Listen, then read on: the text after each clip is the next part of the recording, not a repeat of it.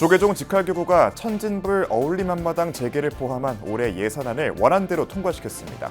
총무원장 진우 스님은 보다 유기적이고 신속한 행정으로 현장의 목소리를 듣겠다고 말했습니다. 조계종 사회복지재단이 올해 자원봉사단을 이끌어 나갈 30여 명의 팀장을 임명했습니다. 창립 70도를 맞은 조계종 중앙신도회가 오는 9월 전국 불자 결집대회를 엽니다. 종단의 주요 정책 사업인 열한국 마이블 바로 모시기를 위한 건립위원회도 구성해 불자들의 역량을 모아 대불사를 이루겠다는 각오입니다. 문화재 관람료 폐지 효과로 국립공원 탐방객이 크게 증가한 가운데 공원 내 불교유산과 사찰숲의 보존과 활용에 더욱 힘써야 한다는 목소리가 높아지고 있습니다. BBS와 덕숭총림 수덕사가 충남 지역 불교방송 개국을 위해 업무 협약을 맺었습니다. 여러분 안녕하십니까? 2월 20일 목요일 BBS 뉴스입니다. 조계종 직할교구가 올 들어 첫 교구정회를 열어 지난해 결산을 심의하고 올해 예산안을 원안대로 통과했습니다. 총무원장 진우 스님은 종단이 올해 30년 만에 조직 개편을 단행한다며 보다 유기적이고 신속한 행정으로 현장의 목소리를 듣겠다고 말했습니다. 정민지 기자입니다. 조계종 직할교구의 을사년 예산안을 심사하고 사업을 점검하는 직할교구 종회가 열렸습니다. 교구장인 총무원장 진우 스님은 본격적인 회의에 앞서 조직 개편을 비롯해 선명상 대중화와 경주 열암국 마이부처님 바로 모시기 등 올해 종단의 굵직한 사업들을 소개하며 역동적인 불교로 만들겠다고 강조했습니다. 우선 우리 종단은 30년 만에 조직 개편을 단행했습니다. 지난해 중앙종회 결의로 올해 4월부터 교육원 포교원의 업무가 총무원으로 일원화됩니다. 유기적이고 신속한 행정으로 현장의 민원을 적극 해결하고 신도들과 함께하는 역동적인 불교로 나아갈 것입니다. 이날 직할교구는 2024년도 사업보고와 결산 심의, 올해 사업계획 및 예산안 심의, 직할교구 상임위원 선출 등을 안건으로 상정하고 원안대로 의결했습니다. 이에 따라 올해 예산은 분담금 회계 18억 8,220만 원, 경상회계 4억 2,065만 원, 특별회계 38억 4,355만 원으로 확정됐습니다. 경상회계의 경우 지난해는 전년도 대비 20% 가까이 줄이며 감축 기조로 편성했지만 올해는 지난해에 비해 9.1% 늘었습니다. 특히 지난해 예산 부족으로 진행하지 못했던 새싹불자들의 화합의 장, 천진불 어울림 한마당에 7,500만 원의 예산이 편성돼 올해 행사가 재개됩니다. 직할교구는 임기 만료에 따라 흥국사 주지 정문 스님, 문수사 주지 태성 스님 등 10명의 상임위원을 새롭게 선출했습니다. 진우 스님은 올해 종단의 여러 사업이 원만히 진행되도록 직할교구의 성원과 협조를 구했습니다. 종단에서 진행한 여러 중요한 계획들이 원만하게 회항되고 불교의 종언과 사회적 역할을 다할 수 있도록 직할교구 주지스님들의 적극적인 성원과 협조를 당부드립니다. 이날 교구 종회에 앞서 종무행정에 힘쓰며 포교 활성화에 기여한 사찰과 종무원에 대한 시상도 있었습니다. 우수 사찰에는 인천 불교회관과 성남 본국사가, 모범 종무원에는 백년사 김기님 사무장과 흥국사 김윤희 사무장이 선정됐습니다.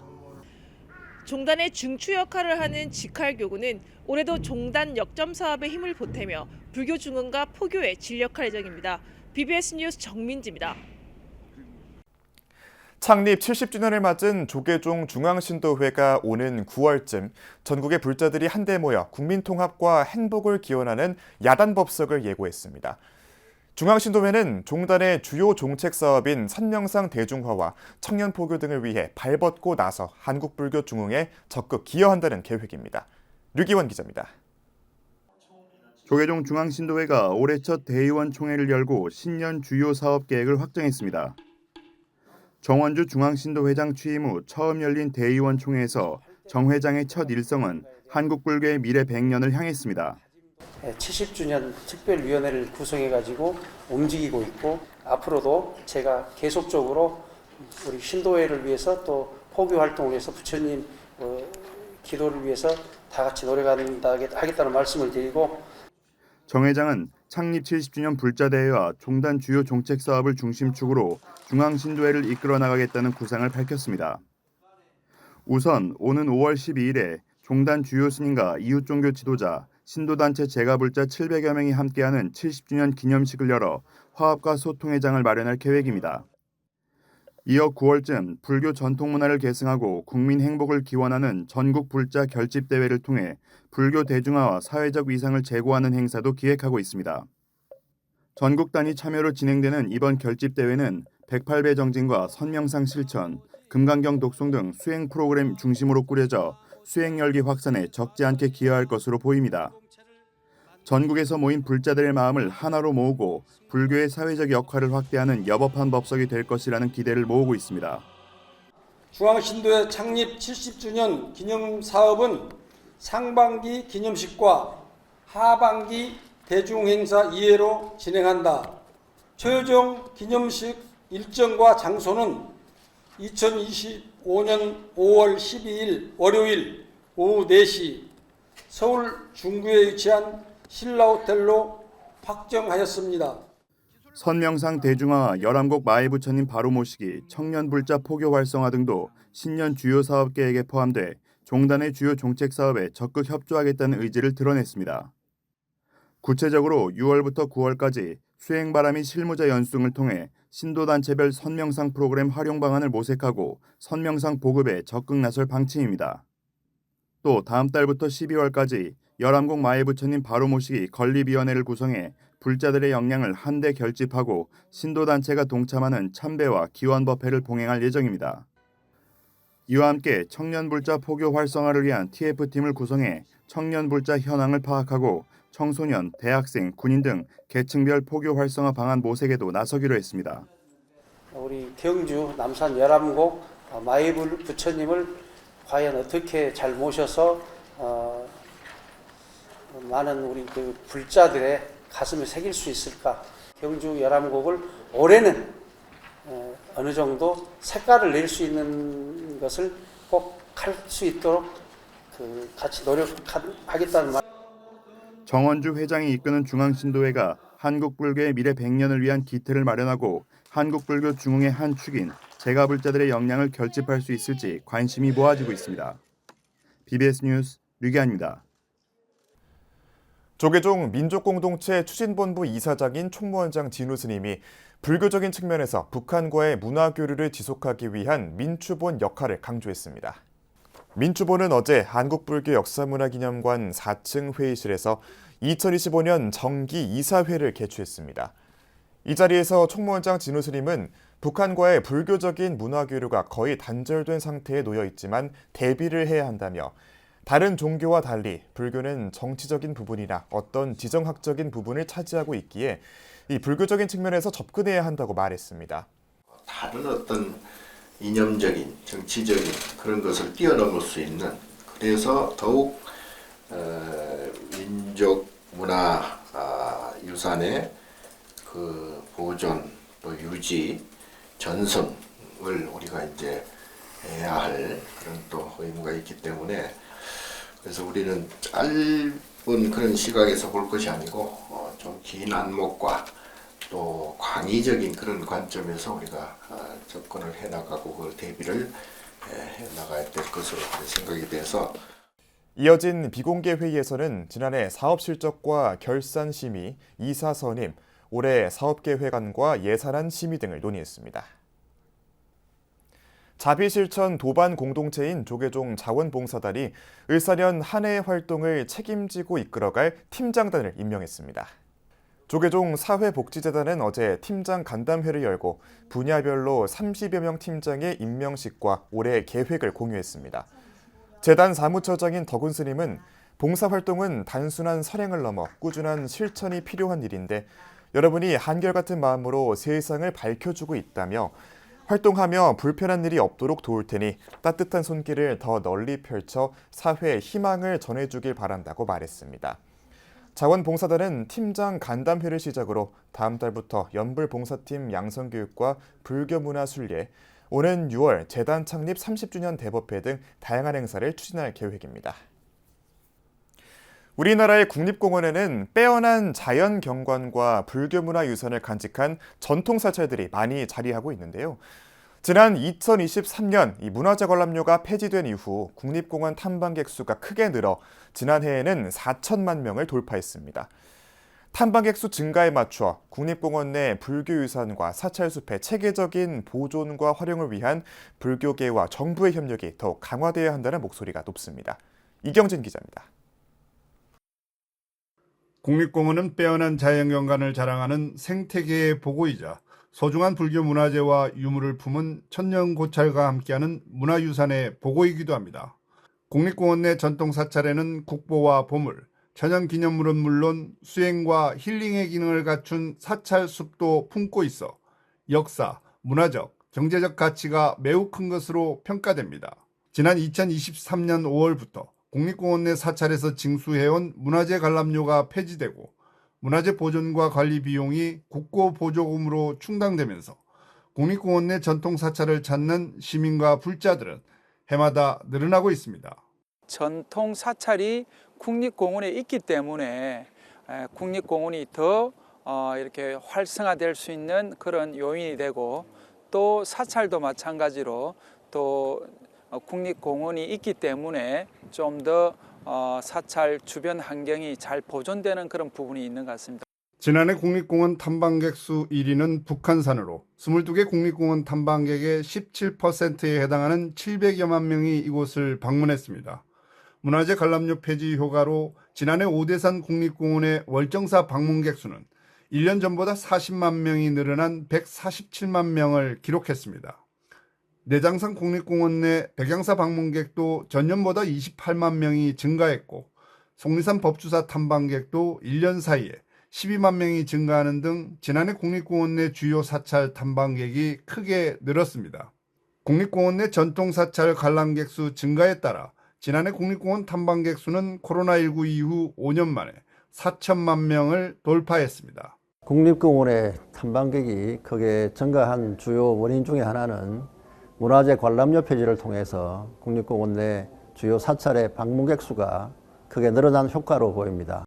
국립공원공단은 이 같은 분위기를 이어나가면서 오는 2030년까지 탐방객 5천만 명 시대를 열겠다고 선언했습니다. 하지만 탐방객 증가와 함께 국립공원 내 불교 문화유산과 사찰숲의 공익적, 환경적 가치를 제대로 평가하고 체계적인 지원 대책 마련이 뒤따라야 한다는 지적입니다. 또한 문화재 보존과 관리에 필요한 비용을 국고보조금으로 충당하되 행정적 지원 절차 간소화와 문화유산 훼손에 따른 손실 보상 등 보다 실질적인 지원 대책도 요구되고 있습니다. 이와 함께 국립공원 내 전통사찰의 종교활동에 대한 각종 규제를 완화하고 사찰림을 활용한 산림치유, 선명상 프로그램 추진 등도 필요해 보입니다. 국립공원과 사찰이 서로 협력하고 상생하는 구조여야 되고, 또 그렇게 가야 되는 방향으로 정책을 이렇게 국립공원에도 쓰고 있고, 또 우리 사찰에 계시는 스님들도 그런 면에서 많은 이해와 이렇게 협력을 하고 있습니다. 국립공원공단은 사찰과의 상생을 위해서 공동 프로그램의 개발, 그리고 탐방로 정비, 문화행사 개최 등을 통해서 방문객의 만족도를 높이고 친환경 탐방로와 또 편의시설의 정비를 통해 사찰의 문화유산을 적극적으로 홍보하고 불교 문화의 가치를 널리 알리도록 하겠습니다. 국립공원 내 전통사찰의 가치를 제대로 인정하고 불교 문화유산의 체계적인 관리와 보존, 활용을 위해 불교계와 정부의 실질적인 협력 방안을 요구하는 목소리가 더욱 힘을 얻을 전망입니다. BBS 뉴스 이경진입니다. BBS 불교방송의 사각지대였던 충남권 방송포교에 청신호가 켜졌습니다. BBS는 어제 서울 마포본사에서 조계종 제7교구 덕숭총림 수덕사와 BBS 충남 불교방송 설립을 비롯한 방송포교 확대를 위한 업무 협약을 맺었습니다. 협약식에는 양측을 대표한 BBS 서진영 사장과 수덕사 주지 도신 스님을 비롯해 BBS 국장단과 수덕사의 김선임 특보 등이 참석했습니다. 업무 협약을 보면 양측은 BBS 충남 설립 추진을 위한 위원회를 구성하고 도내 불교 홍보와 BBS 후원 확대 등에 상호 협력하기로 했습니다. 또 충남 지역의 뉴미디어 콘텐츠 제작을 위해 BBS는 장비와 인력을, 수덕사는 공간을 제공하기로 했습니다. 충남 저희 BBS 불교 방송 설립될 때까지 열심히 정진해서 또 하나의 그 불교 방송이 탄생될 수 있도록 정진을 다하겠습니다. 고맙습니다. 한 달에 2번 정도 나가는 정규 프로그램은 나오시는 명사분들께서 나는 나를 어떻게 덕을 닦고 있다. 나는 어떻게 수양하고 있다. 나는 예를 들면 아침에 108배를 한다. 이런 걸 먼저 이렇게 큰 스님하고 대화를 하면서 불교계 유일의 지상파 방송인 BBS는 1990년 개국 이후 95년 부산 지방국 설립을 시작으로 대구와 광주 등 전국 18곳에 지방국과 중개소를 거느린 전국 방송으로 성장했지만 충남과 전북 지역에는 방송국을 설립하지 못했습니다. 한편 수덕선은 이 자리에서 BBS의 방송 포교를 후원하기 위해 서진영 사장에게 만공회 가입서 30여 장을 전달했습니다.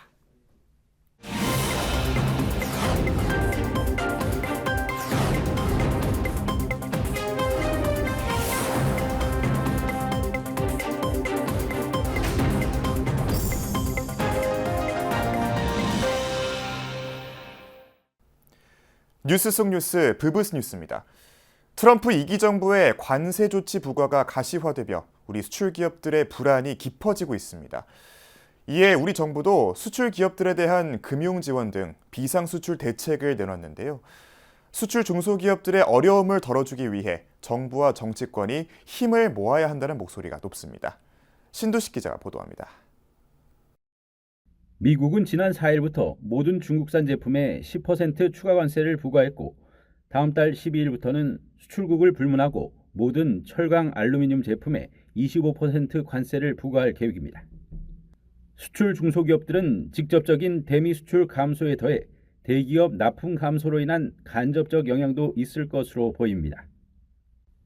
그래서 요약을 해보면 이제 첫 번째로는 중소기업 수출 감소가 있을 거고 또 하나는 대기업의 수출이 감소하는 부분 그리고 만약에 대기업이 생산 기지를 미국으로 이전을 했을 때 그거로 인한 파급 영향을 주시할 필요가 있다라고 말씀을 드릴 수 있을 것 같습니다.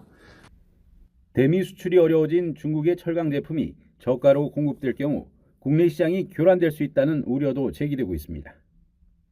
중국은 막강한 보조금을 정부에서 지급을 해주면서 적자를 보더라도 철강을 생산할 수 있는 시스템을 구축하고 있기 때문에 걔네들은 아주 저가의 제품을 가까운 저희 나라에 공급을 하고 있는 상황이기 때문에 경쟁에서 이길 수가 없는 그런 게 현실입니다. 고금리, 고환율 상황의 장기화 등 대외 불확실성으로 인해 중소기업들의 어려움은 가중될 수 있습니다. 관세라는 것이 단순히 관세로 끝나는 것이 아니라 미국의 인플레이션을 자극하고 이로 인해서 고금리를 유지하게 되고 그렇게 되면 우리나라는 고환율 상황을 맞게 됩니다. 이로 인해서 이제 보시게 되면 판매 수수 환율에 의해서 당연히 10%가 상승하게 됩니다. 물류비는 약 12%가 증가했습니다. 정부는 최근 관계부처 합동으로 전체 수출기업을 대상으로 366조 원의 무역금융을 지원하는 내용 등을 담은 범부처 비상수출 대책을 발표했습니다. 중소벤처기업부는 중소벤처기업 수출 지원 방안을 발표하고 경영위기에 직면하는 중소기업이 발생할 경우 긴급 경영안정자금을 지원하기로 했습니다.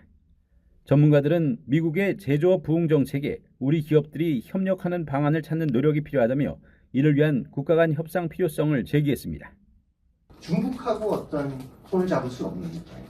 여러 가지 이유들. 그래서 결국은 이 판을 생각해 보면은 몇 안 되는 나라 중에 하나가 한국이기 때문에 뭔가 이 부분에 대한 이게 이제 대기업 쪽 입장에서 이런 것들이 훨씬 더 상대적으로 쉽긴 하지만 저도 이제 고민을 더 해봐야 될 문제지만 중소기업 입장에서도 미국과의 어떤 제조업의 파트너로서의 어떤 역할을 이렇게 강화시킬 수 있는 플랫폼들을 만들어 나가야 되지 않을까. 트럼프발 무역 질서 재편이 현실화되면서 기업과 경제계는 물론 정부와 정치권도 국제 통상 환경 변화 대응에 힘을 모아야 할 것으로 보입니다. BBS 뉴스 신두식입니다.